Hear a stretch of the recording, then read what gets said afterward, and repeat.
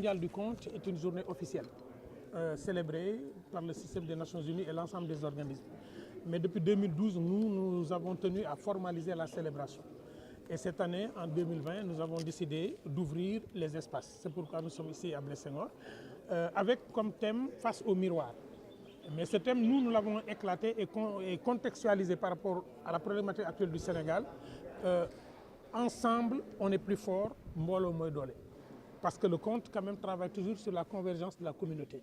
Le conte travaille à condamner les attitudes sociales négatives et à rendre fiers ceux qui font des actions de gloire. Le conte sanctionne la violence sur l'enfant, la violence sur la femme, la violence sur la nature. C'est pourquoi nous disons que Mbolo Moy Dolé, dans le sens de la communauté est forte lorsqu'elle sait se regarder face au miroir. Donc c'est pourquoi cette année nous voulons célébrer le conte ici le matin par une conférence, parce que quand même il y a l'aspect intellectuel du conte que nous voulons mettre en valeur, pas juste quelque chose de festif, autour de comment utiliser le conte dans le cadre de la cohésion sociale. Et après, l'après-midi maintenant, nous allons faire déguster des contes sur la terrasse. On va jouer sur la terrasse. On va faire ce qu'on appelle un spectacle déambulatoire, une randonnée de contes où le conteur, comme le marabout est suivi par ses talibés, le conteur sera suivi par son public et racontera en marchant. Nous aurons donc plusieurs types de contes et le slam sera convoqué, la poésie sera convoquée et les arts oratoires traditionnels seront convoqués. L'après-midi maintenant, nous allons retrouver toute cette population-là à Kermassar, parce qu'il y a les enfants de Kermassar qui travaillent sur le conte depuis des années et qui ont monté un spectacle. Ils ont joué une partie à Sorano le 28 décembre, ils ont joué une partie ici à Blaise Senghor sur un spectacle de 2 heures et ils montent un spectacle inédit à partir des contes traditionnels pour montrer que les enfants ne sont pas perdus, ce sont les parents qui ne les forment pas à connaître le patrimoine. Et là, le public maintenant va compter pour les conteurs, parce que pendant l'année, les conteurs ont compté pour le public. Ce sera la seule chose qu'on demandera au public, que le public compte pour les conteurs. Et après, on partagera un repas traditionnel, parce que nous voulons aussi magnifier la gastronomie traditionnelle ce jour-là. J'entends souvent dire que le conte est en déperdition. Il faut comprendre que c'est le conte social, en tant que pratique sociale, qui a perdu du terrain, parce que nous avons changé de mode d'habitation.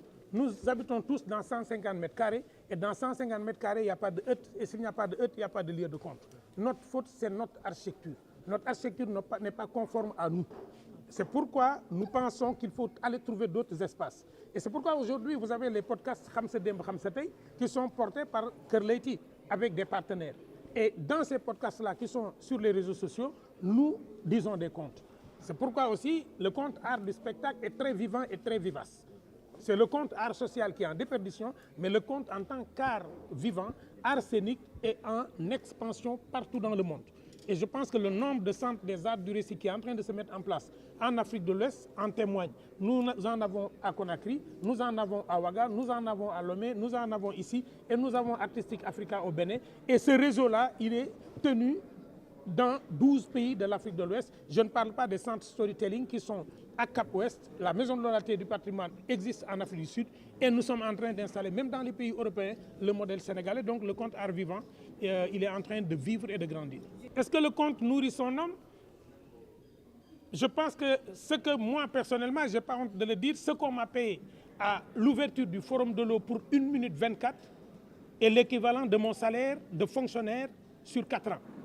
Pour 1 minute 24, c'est ma réponse. Pour revaloriser le conte, il faut commencer d'abord à ce que nous avons fait au Burkina avec le projet Le Conte à l'école, en formant les enseignants à dire des contes, à recevoir les conteurs, en formant les conteurs burkinabés et à aller à l'école, que notre pays nous permette de le faire. Nous demandons avec Babacar Mbaye et l'association Les Bontilaires depuis 20 ans, nous demandons l'institutionnalisation de l'heure du conte dans les écoles. Dambay l'a essayé dans ses classes et ça a marché. Ce que nous demandons au ministère de l'Éducation nationale, c'est au lieu de continuer simplement à nous commander des contes à mettre à la radio, que nous permettent dans les centres de formation des enseignants qu'il y ait une formation spécifique à l'art du conte et à l'art oratoire. Ensuite, que dans les programmes des médias, dans l'État et le CNRA exigent que tous les médias aient au moins une tranche pour les enfants. Après, nous, notre responsabilité en tant qu'association, nous sommes prêts à aller accompagner les médias gratuitement, sans rien demander, à former des gens à tenir ces antennes-là. Ça, nous prenons cet engagement-là et nous sommes disposés à le faire. Mais le public des réseaux sociaux est avec nous, comme je dis. Nous avons nos comptes TikTok. Moi, j'ai un compte TikTok dans lequel mes comptes sont. J'ai un compte Instagram dans lequel mes comptes sont. Mes podcasts sont diffusés sur l'ensemble des supports, les plateformes digitales du monde. Donc aujourd'hui, nous avons compris, et dans ma thèse déjà, moi, en 2009, je disais que les nouveaux espaces sont des espaces bénis.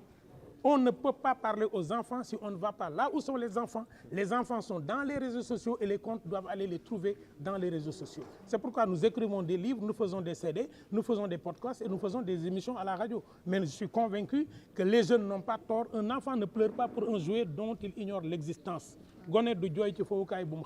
C'est aux parents de se débrouiller pour que les enfants entendent des contes aussi dans les réseaux sociaux. Donc le conte n'est pas un art arriéré. Le conte est un art oratoire et toutes les publicités du monde utilisent le storytelling. On n'est pas dans une démarche de mendicité. Nous travaillons, si l'État vient nous rejoindre, comme cette année la direction du patrimoine et la place du souvenir et le centre culturel Blaise Senghor, nous allons avec eux. Si personne ne vient, nous y allons avec notre passion parce que depuis 1986, nous sommes debout et nous tenons parce que nous le devons à ce pays-là.